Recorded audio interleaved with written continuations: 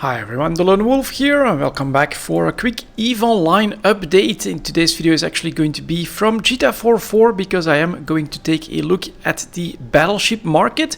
Basically going to try and prepare a little bit for getting to level 4 mission agents. Eventually I still have to do a little bit of grinding for that, but you know, I'll be honest, super busy in real life again.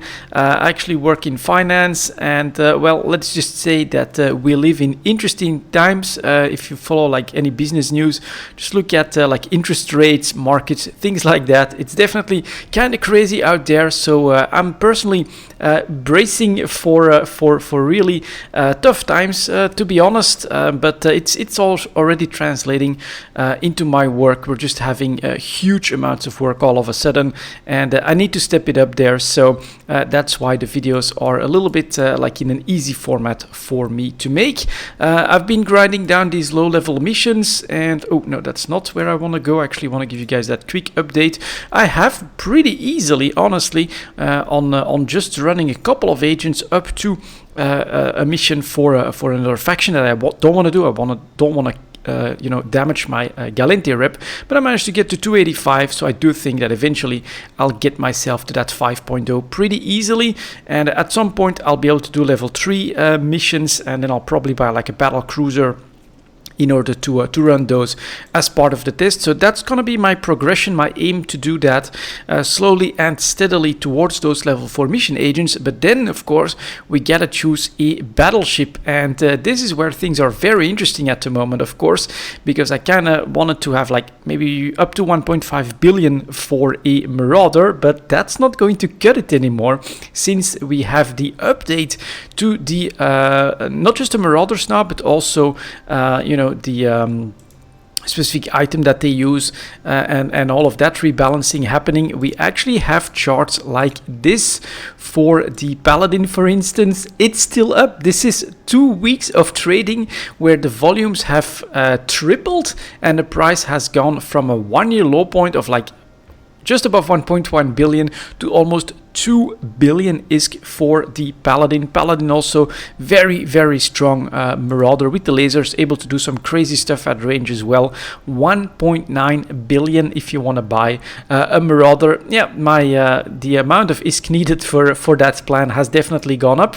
Now the Golem, 1.85 billion. It's basically the same thing, and this one's actually doing a double top. We went above 2 billion ISK for a Golem 2 weeks ago on the announcement of the changes for the Marauders and everything around that. We managed to get ourselves back down to around probably the 1.7, 1.65 billion in fact, but yeah, we're just emptying out again, going back towards 1.9 billion for the Golem. So I'll either need a little bit of patience or alternatives for my level 4 mission ship. Perhaps I'll take like the really long road, establish myself with a different battleship, and then earn my way into the Golem that way. But at the moment I personally feel like this is pretty damn ridiculous, but keep in mind that this volume has been maintained for 2 weeks already, and they got a major buff. This is now basically, I think, your best battleship PvE platform that you can get. Well, it is a Marauder at this point because of all of the changes done there. So I would not be surprised that the increased interest for the ship will last a very long time. An advantage for traders. I think that it will increase volatility for the foreseeable future as well, just like this stuff, right? If you could have bought low and sold high here, that's a very nice profit, of course. But for players that want to get into the Marauder market, it basically increases that hurdle quite massively. The Kronos basically stayed very expensive, a little bit less popular, I think, because it's gonna lack in range, what the Kaldari and the Amar versions have plenty of here, but it's still going for over 1.7 billion ISK, buyers coming in at 1.5. Volumes here declining a little bit, but you can clearly see that we're able to maintain higher levels of volumes in these. And then the one that's the least popular so far, it is the Varger. This one's selling for just below 1.7 billion ISK. So a little bit of a second bump as well, but nowhere near the 2+ billion ISK when all of these changes were first introduced for this one. So it's pretty obvious here as well that we can see a hierarchy in interest in how people like these Marauders, I think specifically for PvE activities, and I can only agree with them. I think Paladin ultimately is probably going to be your top top choice. It also has that advantage of you don't really need lots of ammo, so that means more room, better for the looting. It's just as good in its damage application. Armor tank, I think in PvE that has some advantages as well. I'm still planning to go for the golem. I trained those skills up. I've got all the shield skills, the missile skills, drone skills. All of that is ready. So that's going to be my goal, and this is like the second most popular one. Then we've got the Kronos, and finally we've got the Vargar. Although I've actually seen Marquis Dragon fly the Vargar. It's quite a capable ship. It can dish out some pretty serious alpha damage, which in missions can be an advantage as well. But for now, yeah, Marauders not on the menu. In fact, some of you guys have been warning me as well when it comes to missioning level 4 missions in Caldari space, that the bigger hubs with a lot of level 4 mission security agents tend to attract the gankers as well. And so you have to make sure that you're willing to lose what you're planning to fly. And yeah, 2 billion ISK golem to me sounds like it may just be a little bit more expensive than what I want. So as an alternative, we will start straight out with the ones that I'm probably going to look at myself. The pirate faction ships, you all know the Rattlesnake, of course. Incredible PvE battleship as well, missiles and drones. Super powerful heavy drones on this one. You can also get like a full complement of heavy drones so that you can hit every single damage type. It's really good. And look at this price. This counter move on the Marauders being up in popularity so much. We actually have the Rattlesnake going down towards 600 million ISK. Definitely feeling a lot more affordable, well below the average range of the chart here. And yeah, at the moment 605 million for the sellers. Look at the lack of buyers in Jita itself, 551. That doesn't mean there's no interest in the Tranquility Trading Tower. We do have some extra buyers, but it's 564 million. It really means you're probably able to buy a Rattlesnake for well below 600 million at this point, which is, in my opinion, a very, very nice alternative for a competitive battleship, even like late game. It's just, that's probably going to be your choice for missioning if the Marauders are like a step too high in cost, but still you want to have that pretty much highest end capability. Another one that I had noticed as well here is the Barghest. After a nice spike up to 1.4 billion, it's making its way back down below a billion ISK. And I've never flown a Barghest, but I think it is a very capable PvE ship as well. Not so good in the drones here, 75 cubic meters room and 50 megabit, but it's got some very nice missile bonuses, and it's fitting 8 high slots, 6 lows, 6 medium slots, and 6 low slots. I do think you can get a pretty mean shield tank on that one as well. Not sure about the passive one, but overall, this I think is really going to be an interesting one that I might look into if I don't want to do again the boring passive Rattlesnake, which you all know. Next up, here is the Macarial, definitely going down in price as well. And look at its range, less than 500 million ISK, 509 for the sellers, 463 million for the buyers. Also feels quite affordable for, well, not the ideal weapon systems, but a very fast battleship that's also, you know, in capable hands. It's a really good platform as well. So that's another option. Next up here we've got the Nestor. Honestly, this feels affordable. It's costing less than the Rattlesnake, 572 million here for the sellers, probably 550, and you're going to be able to buy yourself a Nestor. And this has, you know, it's one of those Sisters of Eve battleships, so it should have some pretty good drone capability. There we go, 5 large drones.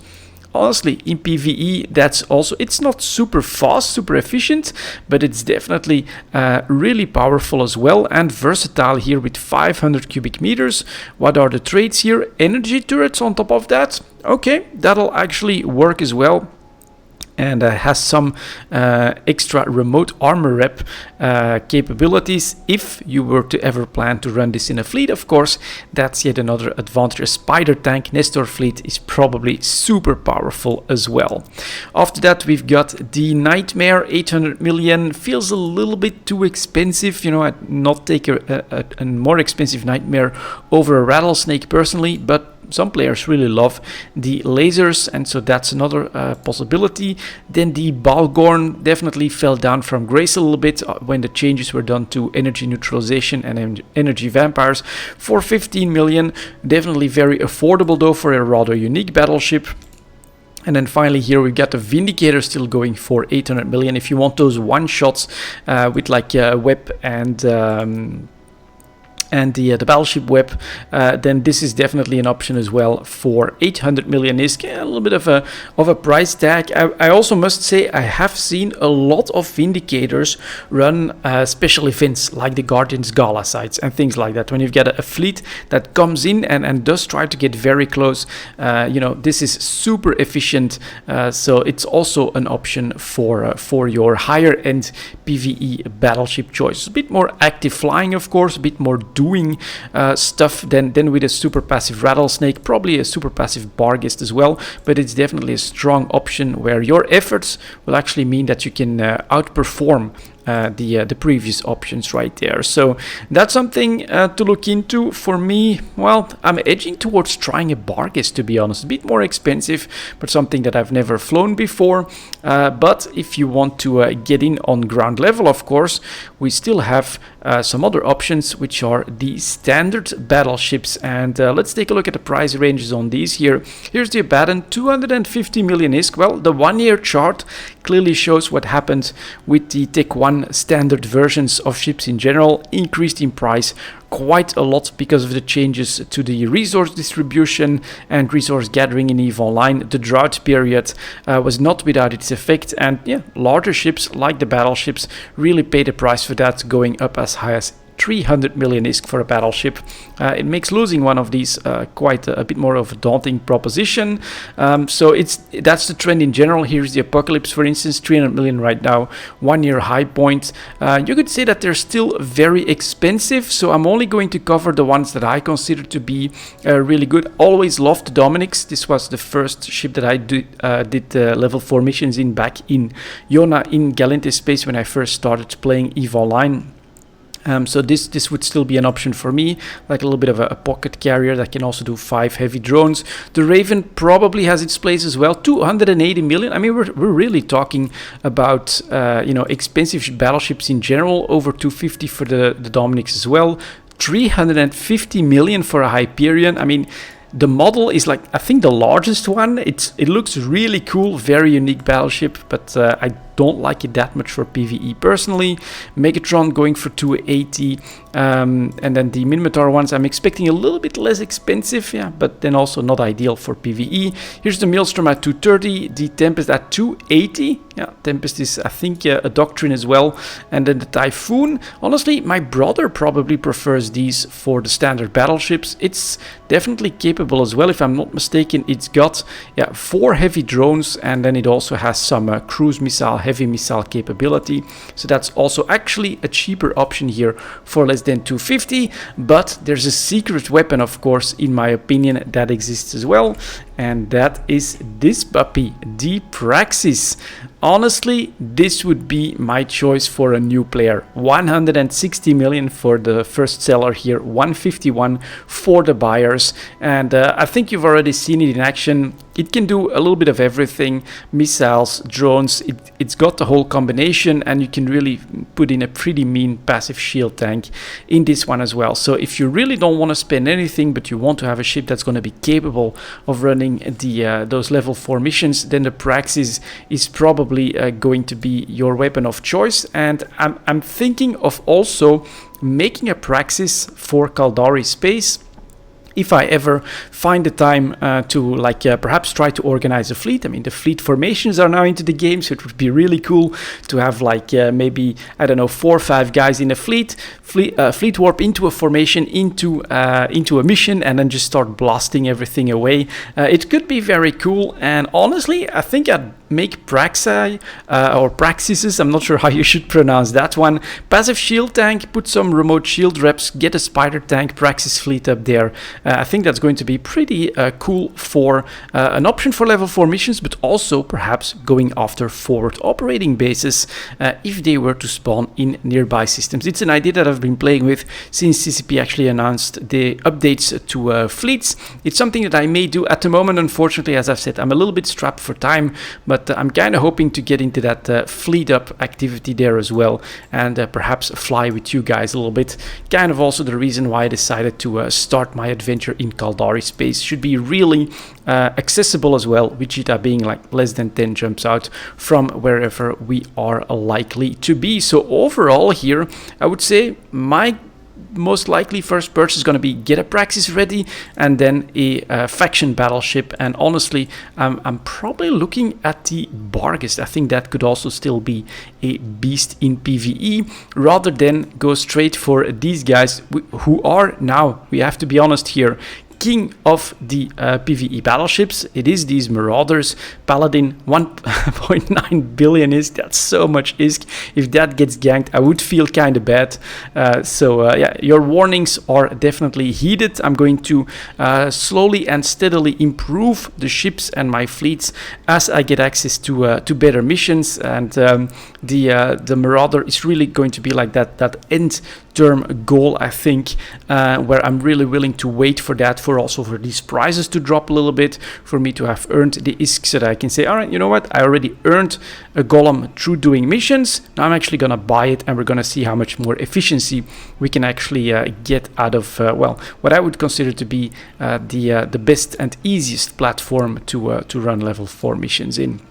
But for now, overall, prices are very expensive, of course, for the Marauders. Take 1 battleships are very expensive as well, at like 250 to 300 million ISK for a single hull. And so my options would honestly be going towards the pirate battleships. 600 million, you get a very big boost in capability for something like the Rattlesnake. And of course, if you want to get in on ground level, it's going to be the Praxis then. That's the cheapest one, and honestly it is just as capable, in my opinion, as all of the other Tech 1 hulls for pretty much half the price. So that's my read on the battleship market, and those are my plans as I make my way towards the necessary standings for some higher level missions. That's it for this video, guys. Thank you very much for watching, and as always, I'll see you next time.